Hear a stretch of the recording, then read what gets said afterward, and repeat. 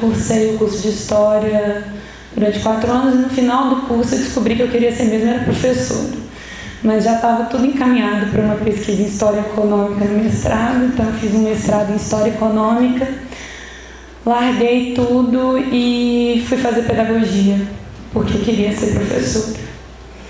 E dou aula desde 2012. Hoje eu dou aula numa escola Waldorf, aqui na cidade, para os anos iniciais, no 2º ano, mas até maio desse ano eu era professora do Fundamental dos anos finais, ou Fundamental 2, principalmente nas turmas de 6º, 7º e às vezes 8º ano, porque como professora substituta, e muitos de vocês aqui vão encarar esse desafio, a gente sempre pega o 6º ano. Sempre. Eu nunca deixei de dar aula no 6º ano. No 6º ano eu já sabia matéria de cor, salteado, nem precisava olhar planejamento, mentira, fazia certo.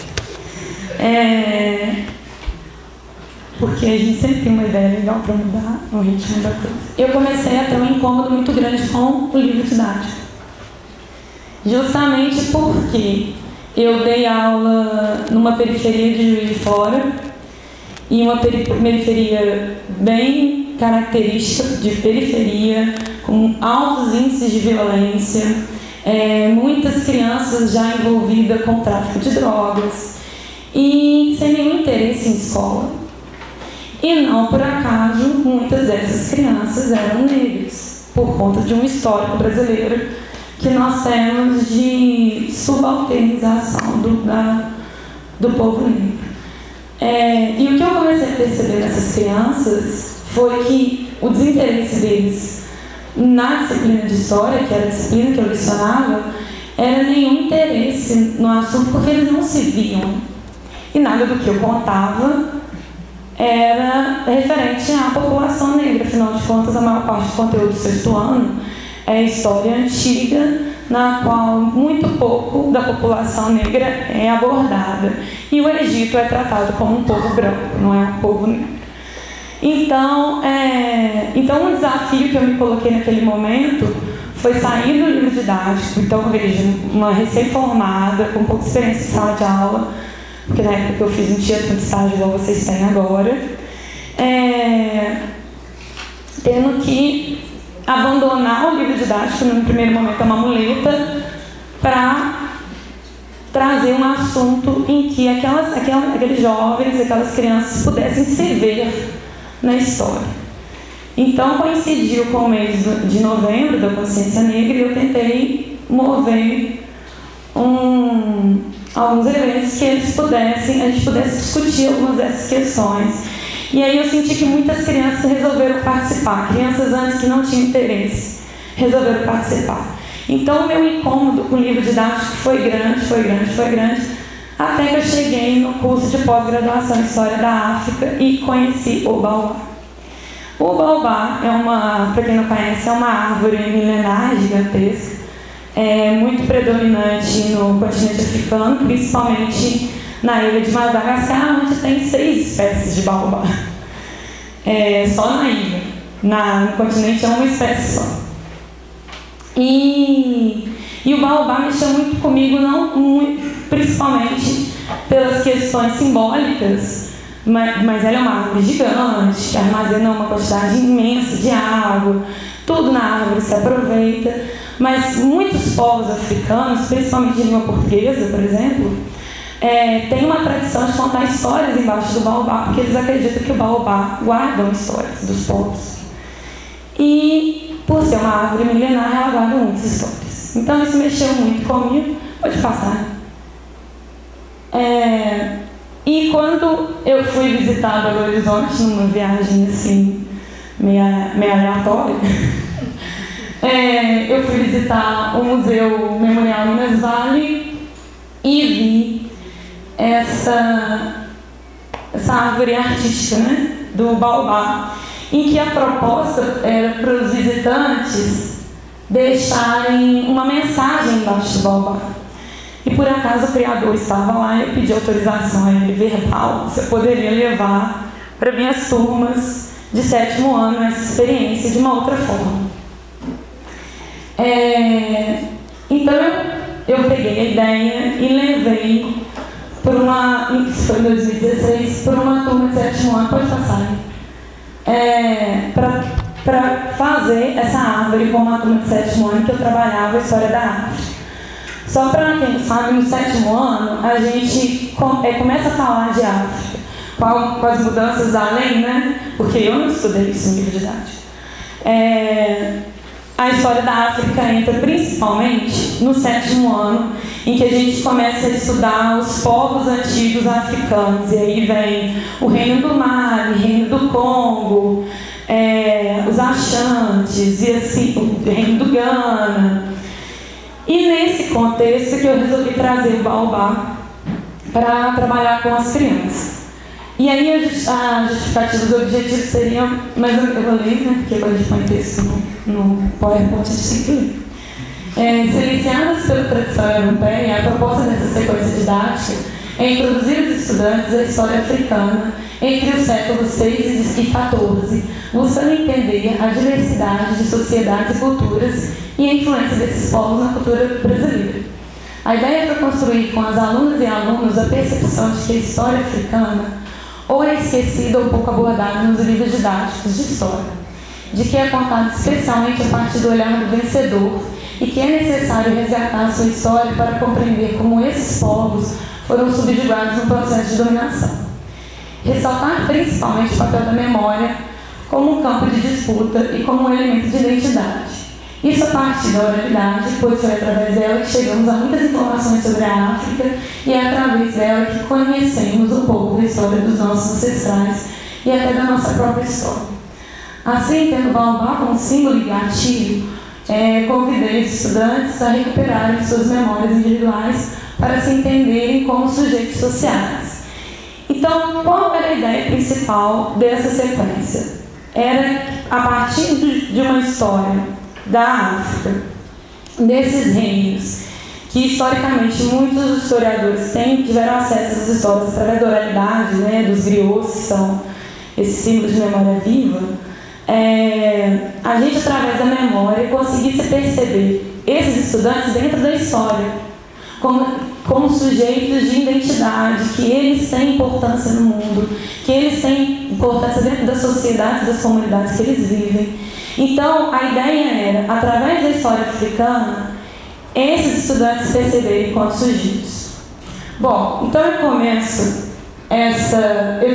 primeiramente, eu fiz 2 experiências. Essa primeira imagem foi de 2016, no colégio da Rede Pública Municipal de Juiz de Fora, em que as crianças exporam a árvore que eles fizeram num evento de arte do município. Foi muito chique, eles ficaram muito emocionados. E aí, qual era a ideia? Eles penduraram essas folhas coloridas, eram as memórias deles, que eles guardaram no Baobá. E na segunda experiência, eu vou falar como foi o processo, eu vou falar muito mais da segunda do que da primeira, porque a primeira foi mais uma experiência, e na segunda eu consegui fazer do jeito que eu imaginava. A árvore, apesar de não parecer, ela tem um dobro de tamanho, e era bem gigante. Quando as crianças do primeiro ano passavam, elas ficavam assim, nossa!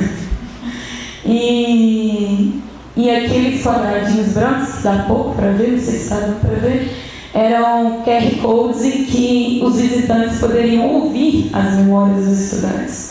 Eles gravaram, deixaram QR Codes, e através do celular, os visitantes poderiam ouvir a memória de cada criança. Bom, pode passar. Então, em todas as 2 experiências, foi um trabalho que eu busquei fazer de forma interdisciplinar. Porque eu entendo que o conhecimento histórico não é um conhecimento separado dos outros conhecimentos, nenhum conhecimento é.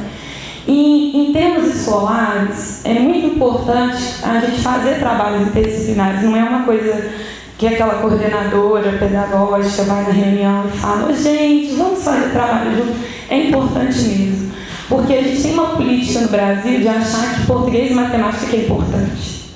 Se o aluno saber somar, contar e ler e escrever, está ótimo. Mas existem muitas outras coisas. E quando a gente faz trabalho interdisciplinar, a gente tende a valorizar todas as formas de conhecimento, artes inclusive. Então, na história, que era a minha parte, né, eu busquei valorizar principalmente a questão das fontes, das memórias e da história da África. Em português, a gente trabalha muito a questão da escrita narrativa de si, como eu na primeira pessoa, né?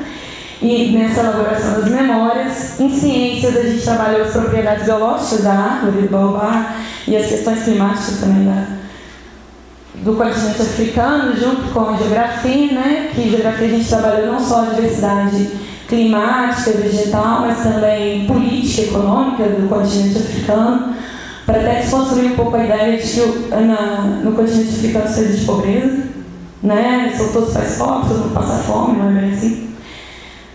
Em artes, a gente fez a construção do baobá. Então, foram 7 aulas, mas eu posso falar que foram 7 aulas, cada aula tinha 3 aulas. A aula foi só uma maneira de escrever, em que os temas eram o estereótipo da África, distorções e preconceitos, griots e a história oral, África segundo Ibn Battuta, África nos livros didáticos, adinkras e montagem do baobá. Eu vou falar muito mais da parte da história, né? As outras disciplinas eu não teria como falar muito sobre, mas eu vou falando à medida que eu fui acompanhando. Pode passar. Então eu comecei a aula, eu coloquei aqui tudo, mas eu comecei a aula, porque eu não consigo fazer aqueles negócios no PowerPoint, vai parecendo uma coisa só. Eu escrevi no quadro o que você conhece da América e pedi para as crianças me responderem. E pus aqui algumas das coisas que eu lembrei que eles colocaram, enfim. E eles vão responder Nova York, né? Coca-Cola, McDonald's, Disney, iPhone, Califórnia, riqueza, tecnologia.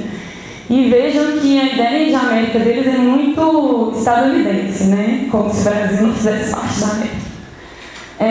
Depois eu perguntei o que, e assim, sem acerto ou erro, o que eles falavam eu colocava. O que vocês conhecem da Europa? E aí eles falam Paris, Torre Eiffel, Barcelona, Ferrari, Cristiano Ronaldo, Messi, Inglaterra, Itália, França, Portugal. E nessa segunda experiência, estava perto da Copa, então eles falavam muitas coisas, jogadores, nome de jogador, eu nem sabia escrever. O que você conhece da África? E aí, né, doença, AIDS, ebola, fome, guerra, Egito, África do Sul, Madagascar, elefante, leão, zebra, girafa, etc. E os Zaimbold. Os Zaimbold eram na época das Olimpíadas. E aí foi bem interessante, porque rolou uma discussão, mas peraí, os Zaimbold, né? Ai, professor, não sei. É isso mesmo. Aí eu coloquei, não, tá certo, a professora colocou no quadro.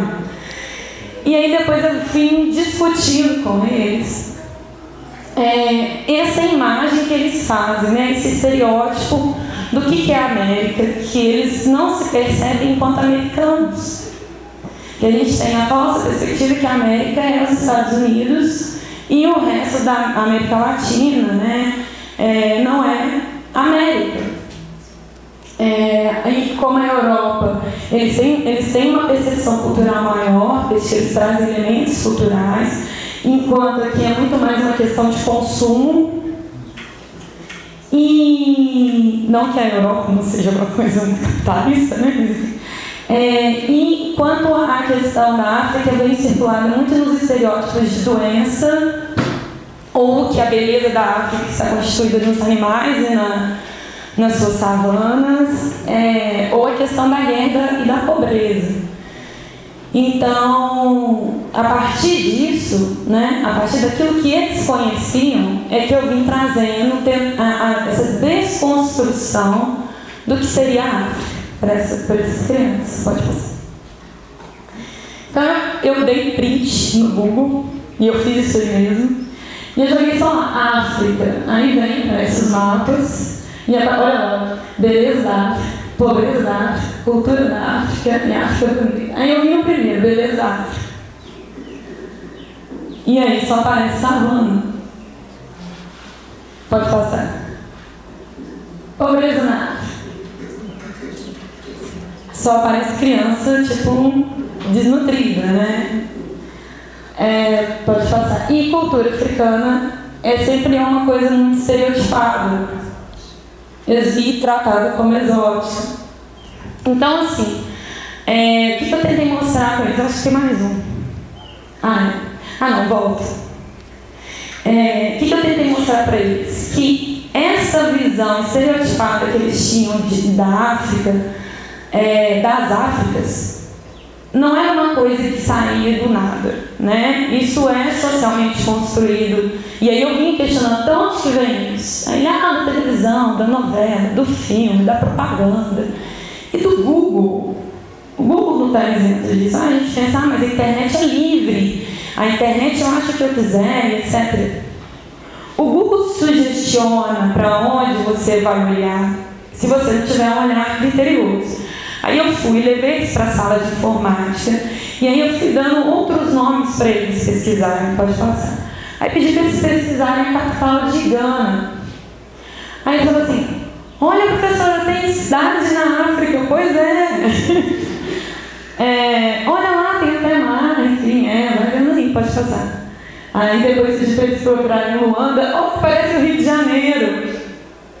E aí eles foram ficando muito surpreendidos com aquelas imagens que eles estavam vendo.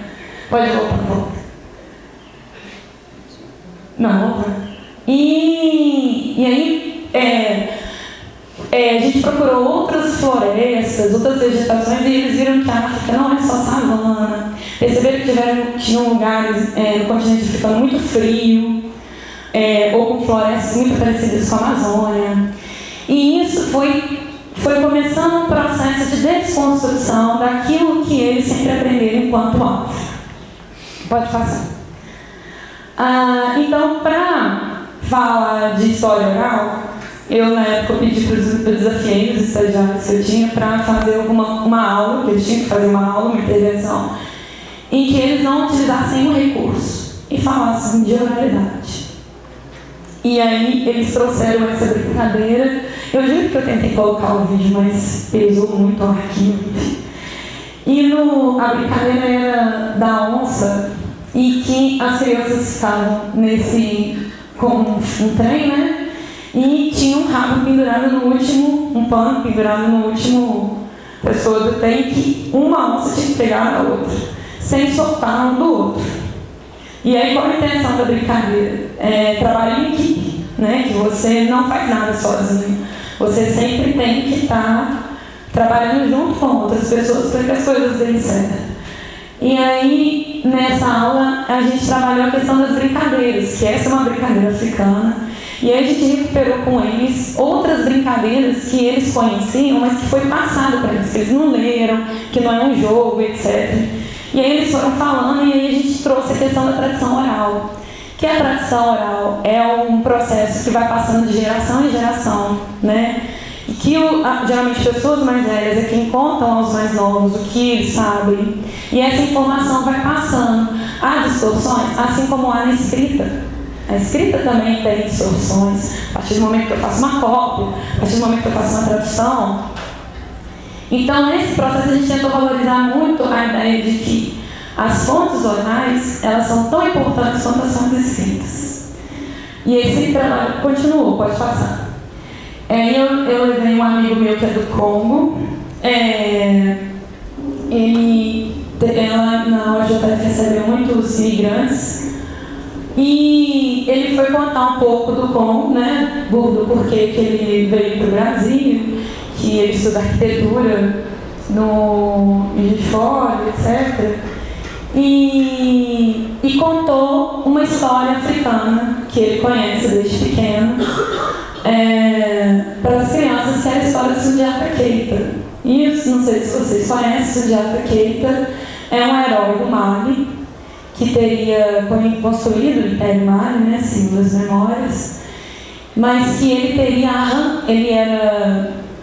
ele nasceu com problemas nas pernas, e para salvar a mãe e salvar o seu reino, ele conseguiu se levantar e arrancou um baobá com as próprias mãos. Aí ele conta isso para as crianças, e depois a gente fez algumas rodas de música com tambor, foi bem interessante.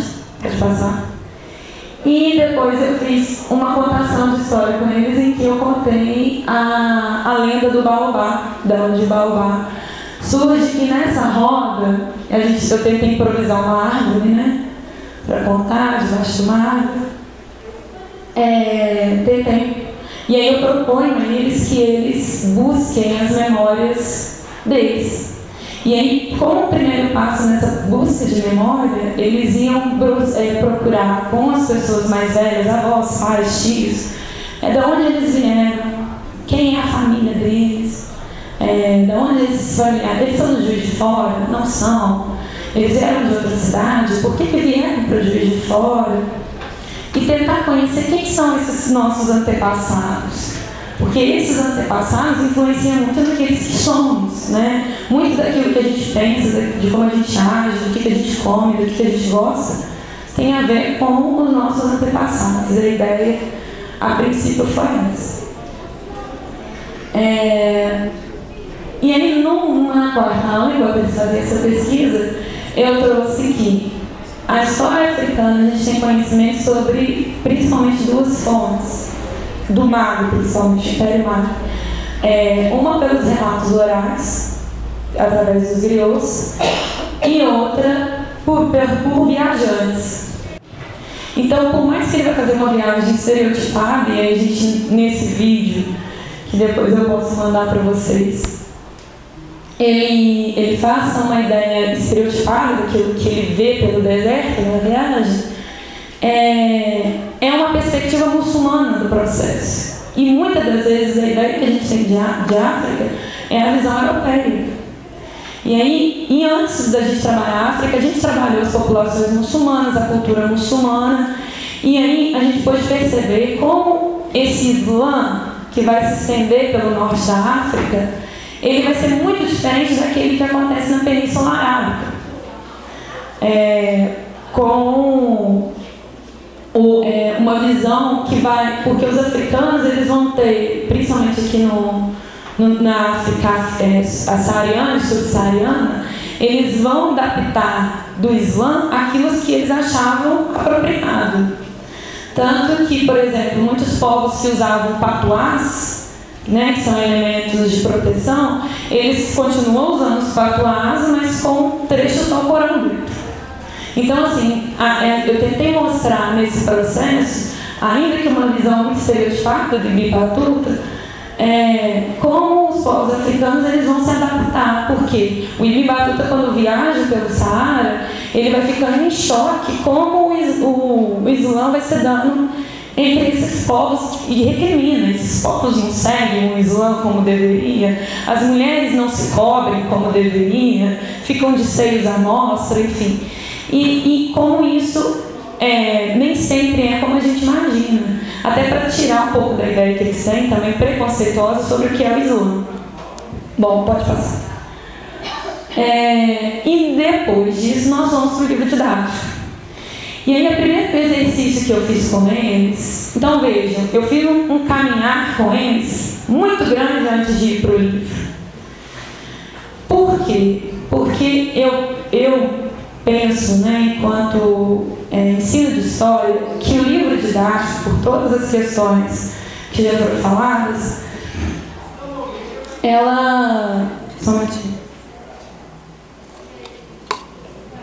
o livro didático ele é uma fonte como qualquer outra, porque, como você disse, ele tem uma intenção. Então, eu vou lá no início do ano com os alunos, por exemplo, uma das primeiras aulas a gente abriu o livro didático na primeira capa e ver quem é o autor. Pesquisou, ele é da onde, qual universidade, ele é historiador mesmo, ou ele é cientista social, isso tem diferença.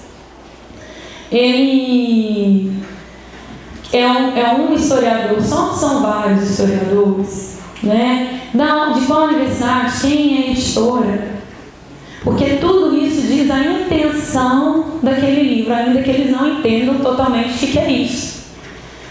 E aí eles vão entender isso quando eu vou de novo para o livro didático numa temática sobre África e peço para eles olharem o livro e ver quantas páginas são destinadas à história da África e quantas páginas são destinadas à história da Europa. E eles ficam surpreendidos ao ver que de um livro de 200 páginas, 20 páginas é de história da África. E o resto todo praticamente é história da Europa, com mais umas 20 páginas da América. Então, isso também pesa. E aí eu mostro isso. Por que será que a África é tratada dessa forma? Será que não tinha história? A gente viu que sempre houve história no continente. Por que isso não está no livro?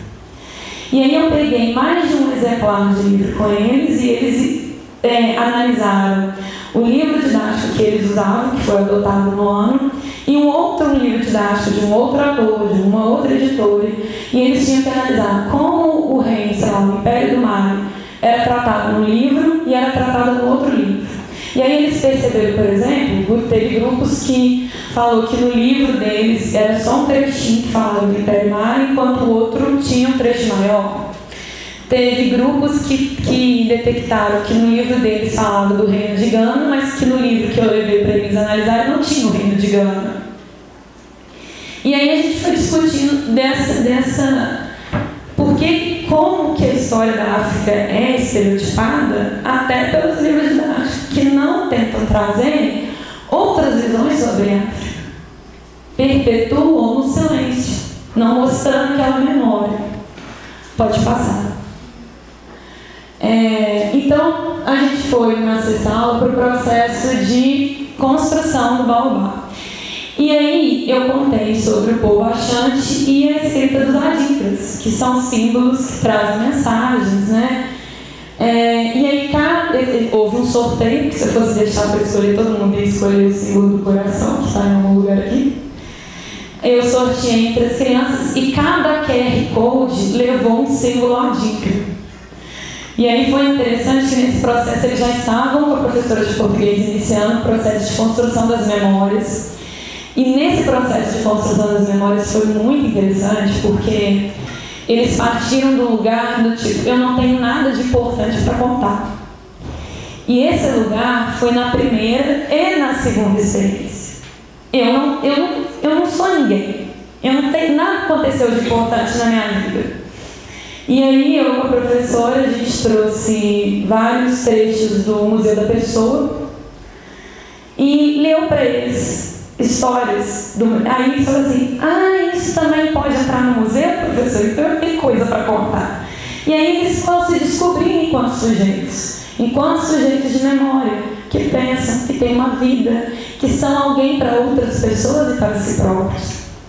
E é muito interessante que apareceu desde histórias que falam de preconceito. Por exemplo, eu lembro de uma menina que contou que gostava de vestir roupa de menino, que toda a vida as pessoas riam dela, mas que agora ela não se importava mais, porque conversando com as pessoas, e principalmente com a mãe dela, ela descobriu que ela pode ser o que ela quiser. E desde meninas que relatavam, por exemplo, não gostar dos seus cabelos, mas que hoje vem as artistas da novela, passaram a gostar dos seus cabelos. E também a grande maioria relatando o quão importantes são os momentos em família. Por quê? Por que isso? Porque a maior parte dos relatos eram viagens, festas de Natal, todas elas em momentos de família. E que muitas das vezes, nesse mundo louco capitalista, as famílias não têm mais tempo de se reunir, os pais não têm tempo mais para os seus filhos, né? E muitas das vezes essa presença é suprida com presentes. E eu acho que eu tive uma pessoa que falou de alguma coisa que ganhou de aniversário. O resto todo falou de viagens em que eles contavam histórias, viam fotos de família, visitavam parentes distantes. E que essas coisas vão se perdendo. E quão importante, e que muitas das vezes nós, professores, não paramos para ouvir o que esses meninos querem nos falar, esses meninos e essas meninas. Quem são esses meninos e essas meninas? O que eles já passaram na vida? Eu tive uma aluna, um dos relatos, né, que ela trouxe da família dela, que a mãe foi abusada pelo avô e contou isso para ela, e ela fugiu de casa. E criou ela com a maior dificuldade do mundo. E na hora de escrever a memória dela, ela pediu para não colocar na árvore, que ela não queria que ninguém ouvisse. Então esse movimento despertou muitos sentimentos entre essas crianças, que são muitas das vezes fortes, e que tocam elas de uma forma que elas não imaginavam, porque a maioria delas partiu desse lugar eu não tenho nada de importante para contar. Pode passar. E aqui eu trouxe algumas imagens da montagem em que o professor de artes propôs para eles a gente encapar a árvore que foi construída com pneus com texturas africanas. Então a gente pesquisou no Google várias imagens, eles olharam e eles não copiaram isso para o criando da cabeça deles. Então aqui tem algumas imagens, pode passar, deles fazendo essas texturas. E foi um momento, gente, que eu fiquei assim, essa escola é uma escola diferenciada, porque é uma escola de aplicação do governo federal, né, em que os alunos têm aula de artes desde o primeiro ano, e aula de artes mesmo. Então eles têm um desenvolvimento artístico, você pensa bem, desde os 7 anos eles trabalham a arte. Quando o professor chegou para eles e falou assim, então tá, mostrou as imagens, então tá, agora com vocês, pintem, nossa, não vai sair nada. Continua. Aqui a gente encapou os galhos das árvores com papel crepom e fizemos o desenho das folhas, pode passar. E montamos de pneu a estrutura e encapamos com as texturas que eles fizeram. Pode passar. Essas foram as texturas que eles pintaram. Então, o quão é importante a aula de arte na escola, desde o primeiro ano, muita aula de arte, porque isso faz um diferencial danado.